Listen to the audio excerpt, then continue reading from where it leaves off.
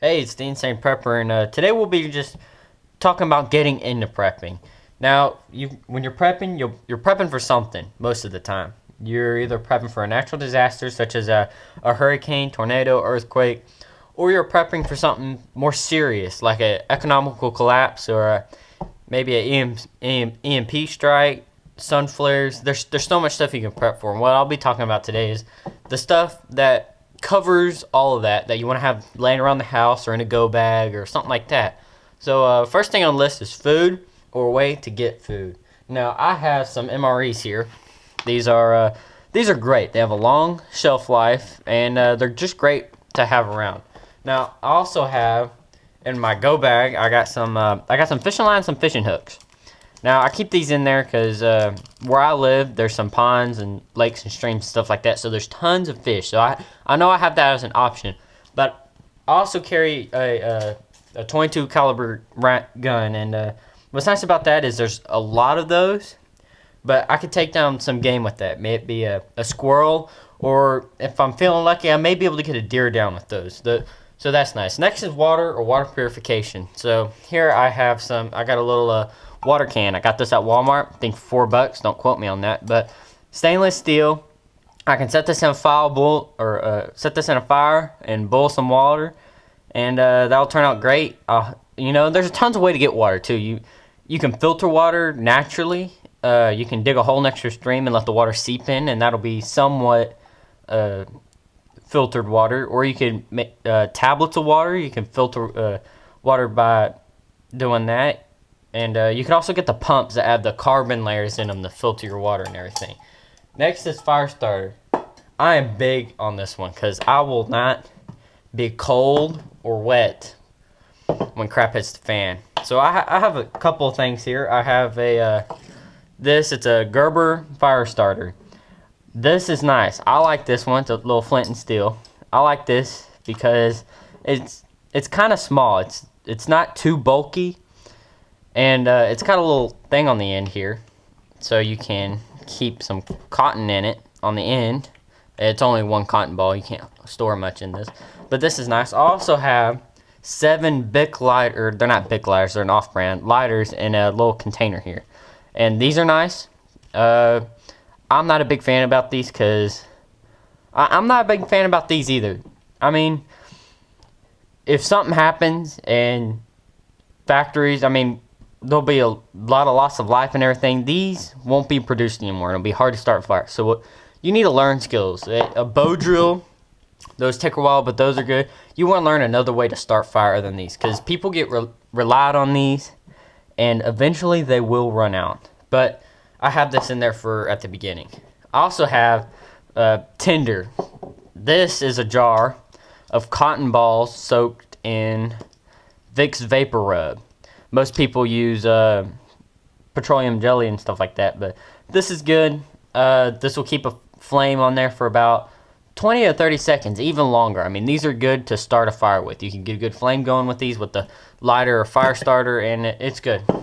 And this is a glue stick, and in it, I have stuffed it with jar lint and some more cotton balls. So jar lint's good. It'll catch easy. It'll hold the spark. It's good. Next is first aid. Now, I do not have a big first aid kit. I have this little container here, and I have a little makeup remover I got from a hotel. Now, this will somewhat clean a wound. If you got dirt and stuff, you can wipe it down. There's only one wipe in this. But in the kit, I also have some Band-Aids. I got a few Band-Aids in there. Some cotton swabs and chapstick. All of those, Band-Aids, of course. There's a lot. The cotton, you can kind of clean out some wounds with that. Chapstick, if your hands get chapped or even your lips, you can have that. But these also are good for fire.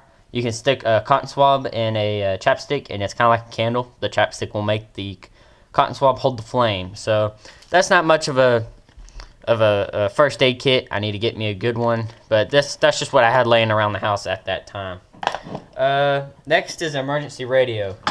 Now, I will be investing in a hand crank AM/FM radio, but this is what I have right now. This is a little Motorola two-way radio, but what's nice is it has the weather channel on it. So I'll be picking up my local weather and the Weather Channel in an emergency situation will be broadcasting alerts. So this is nice, and it's a two-way radio, so I can communicate with people on this, and this is a good source of communication too. All right, so next is a LED flashlight. So I have this. It's a Snap-on. It's a small little flashlight. It's a good flashlight though. It puts out just enough light for me to see with it. And so everybody knows it's gonna get dark. Now you can have a fire, you can have a torch, you can stay in place, but sometimes you'll need to move at night. This will be good, and you can see with it. Now also soon I'll be investing in some rechargeable batteries and a solar panel, so that I can recharge batteries for this over a long period of time. I'll get a couple so I can go through the batteries and it'll last long. But yeah, you want to have a flashlight. Next is vitamin supplements. I don't have any here, but you're going to want to have vitamin supplements because after you go through your MREs and all your food supply, sometimes you won't be able to hunt for a while. It may rain for a couple days and you not be able to see a thing. Vitamin supplements are nice because you can take it, you can get some vitamins, enough to get you through the next day maybe. But you never know with vitamin supplements. Next is a gun and 250 rounds of ammo. I have this. This isn't 250 rounds, this is 80 rounds, but I have more. I keep this in my go bag. These are all 22 rounds. Now, I keep 22 because it's the largest, or it's the biggest production bullet out there. They make so many of these. So everybody's got one, you know. And these are by section. So I have 50 of these. These are high velocity Remington Viper rounds. These are nice. They're high velocity. I will use these if I'm protecting somewhere for intruders or hunting. I'll use this for hunting and stuff. So this is a good bullet to have. Now the next bullet, I have 15 of these birdshot.